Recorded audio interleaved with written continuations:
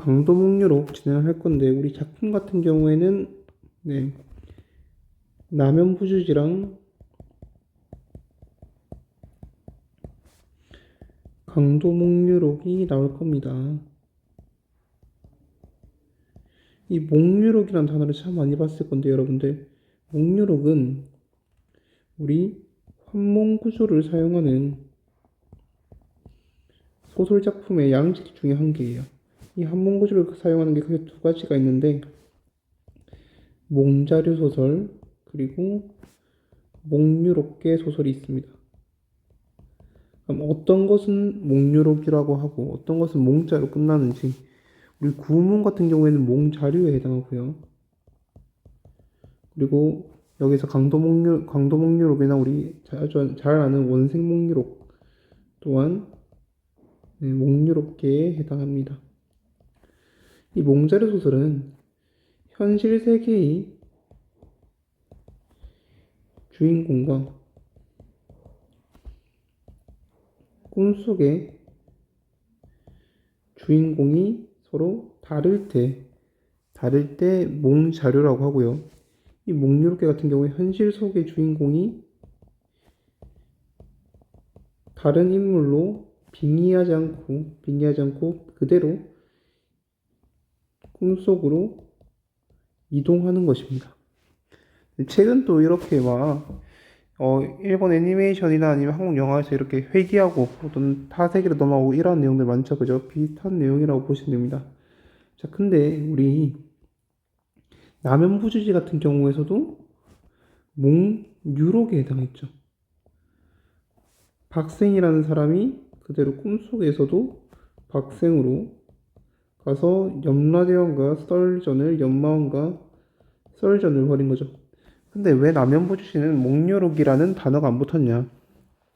네, 남연부주는 최초의 한문소설이에요, 여러분들. 이 목유록 계열은 조선 중기에서 후기 넘어갈 때 쓰인 것이고, 남연부주지 같은 경우에는 우리 고려시대 때, 고려 말에 시작이 됐던 거라서 그 당시에는 이런 개념이 없었다. 이 두 개 공통점이 있어요. 바로 꿈을 사용했다는 건데, 이 꿈을 그럼 왜 사용했냐? 자, 여러분들, 꿈은 기본적으로 작가가 전달하고자 하는 메시지를 우회적으로 해주는 기능이 있습니다. 왜냐면 꿈은 나 이거 했어, 꿈인데 이렇게 해버리면 끝인 거예요. 그래서 시대를 비판할 때나 또는 왕 세태를 비판할 때 직접적으로 해버리면 작가 본인이 위험해질 수도 있기 때문에 이렇게 한문 구조를 사용해서 사회적 메시지를 담아서 쓰기 위해서 많이 썼다라고 보시면 됩니다. 마찬가지로 우리 강도목유록 같은 경우에서도 당시 배경이 제가 알기로는 선조였나? 네, 그랬던 것 같아요. 그래서 그 선조 때 피난 갔잖아요. 그렇죠? 이 백성들을 버리고 윗대가리들만 피난 간 거에 대해서 비판을 하고, 네, 그러한 내용들, 백성을 저버린 내용에 대해서 왕에게 교훈적인 참된 왕이란 무엇인가, 또는 참된 나라, 참된 시민의식은 무엇인가에 대해서 우회적으로 말하기 위해서 한문구조를 사용한 작품이다 라고 보시면 될 것 같아요. 자, 우리 보시면 작품 내용 한번 읽어본 친구들 알겠지만 청어선사라는 사람이 나옵니다. 그리고 이 청어선사라는 사람이 꿈을 꾸었고요. 꿈을 꾸어서 거닐다 보니까 제 울고 웃고 하는 노래소리, 즉 다양한 여자들을 만납니다. 네, 로맨스물 아니고요. 이 여자들이 어떤 사람이냐면 전부 다 전쟁에 의해서 피해를 입은 사람이, 희생당한 사람들이죠. 귀신들인데 이 꿈속에서 이 사람들의 얘기를 다 듣습니다. 눈물을 머금고 나라님이 피를 안 했으니 해가지고 임금에 대한 비판도 나타나고요. 남편이 어떻게 죽었고 막 내가 어떠한 피해를 입었고 이런 것들 얘기를 하면서 백성에 대해서 왕들은 어떻게 해야 되는지에 대해서 한번 얘기를 하는 내용이고요. 이때 우리 청어선사 같은 경우에는 직접적으로 말하지 않고 백성들의 얘기를 들어주는 역할을 함으로써 조금 관찰자적인 태도를 취하고 있다. 네. 관찰자라는 것은 여러분들 주인공과 달리 어떠한 사건에 개입을 하지 않는 거예요. 네. 어느 정도 개입을 하지 않냐? 지금 주된 사건 전개가 여인들의 말에 통해서 전개가 된다면 창원선사 같은 경우에는 그 얘기를 들어주면서 그냥 고개만 끄덕이는 정도? 거기에 대해서 뭐 이제 이제 이렇게 해야 된다, 이런 것을 해야 된다, 이런 추가적인 첨언을 하고 있지 않는 거죠. 그리고 이제 기녀도 나오고, 네. 그래서 다양한 여인들의 얘기를 들어보면서 네. 소설이 전개되고 있습니다. 자, 이 정도만 알고 계셔도 되고, 우리 이제 문제를 한번 본다면, 청어선사의 1번, 청어선사에 대한 설명을 가장 적절한 것을 고른다고 한다면, 네, 개입하지 않는 데서 관찰자적인 모습을 보일 수 있다라고 해서 5번을 선택할 수 있을 거고요. 2번, 기억에 대한 설명으로 적절하지 않은 것은 이라고 하는데, 기억에서 그 여인은 여러분들 읽었다시피 기녀입니다. 기녀가 지금 뭐라고 하냐면, 앞에서 규방에 속한 이제 안여자들이 어떻게 피해를 입었는지에 대해서 얘기를 하고 있는데, 여기서 기녀는 내가 이 자리에 껴도 될지 모르겠지만, 네, 뭐 훌륭한 모임은 제 분수밖에 것인지라 이렇게 얘기를 하고 있고, 뭐 절기에 대해서 여성들이 그때 피해를 입었을 때 그걸 절개를 지키기 위해서 어떤 희생을 했는지에 대한 내용을 다뤘거든요. 그 부분에 대해서 막 존중한다 이렇게 표현하고 영예로운 죽음 얘기를 하고 있습니다. 그래서 보면 선생님들 다 괜찮으신 분이고 그러니까 너무 슬퍼하지 말라 이런 식으로 얘기를 하고 있는데 4번 선지를 보면 행동을 성찰한다라고 나와 있죠. 네.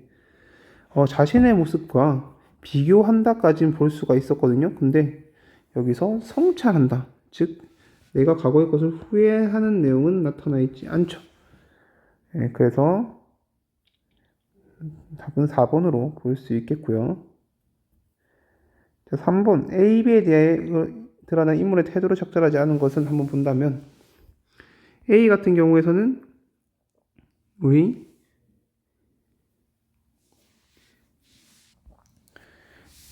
여기서는 이제 남편이 재상이 있었는데 제 남편이 좀 무능력해서 이제 아이한테 맡겼고 자기 아들한테 맡겼고 아들 또한 부기에 빠져가지고 나라 재상으로서 해야 될 일을 하지 않았다. 그래서 이거에 대해서 내가 자결하는 것이 당연하다라고 얘기를 했었죠, 그죠? 그래서 제가 기꺼이 자결했다. 다만 외아들이 나와서 이제 제가 남았다. 해가지고 자식과 지아비의 잘못에 대해서 내가 희생했다. 그래서 자기가 죽게 된 이유에 대해서 설명을 하고 있고요. B 같은 경우는 이제 또 서방에 대한 내용이 나오는데 서방이 혼자 중책을 맡아가지고 뭐 임금이 항복할 때 소비를 못한 것에 대해서 책임을 물어야 됐다라고 얘기를 하고 있고요. 그래서 그래서 도망가서 피할 일이 않던 달문에서 임금에서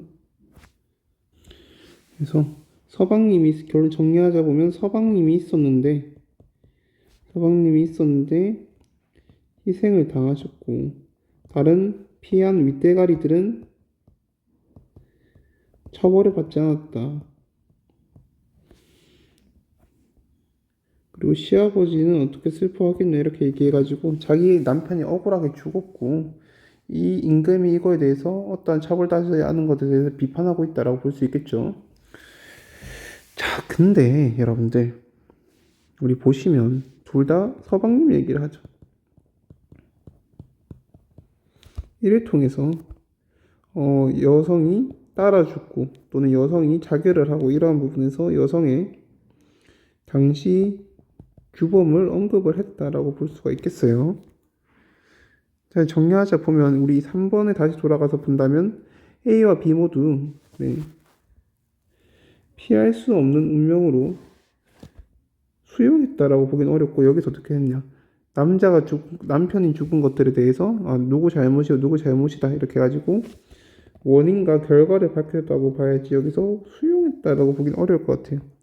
그리고 B 같은 경우에서는 방법이 시행되지 않았다 해가지고 임금에 대해서 어떠한 태도를 가져야 된다라고 얘기를 하지만 여기 같은 경우에서는 나라님이 피해란했다는 내용밖에 없기 때문에 A에서는 바람직한 임금의 역할이라고 보기 어렵겠죠. 그래서 답은 2번으로 봐야겠네요.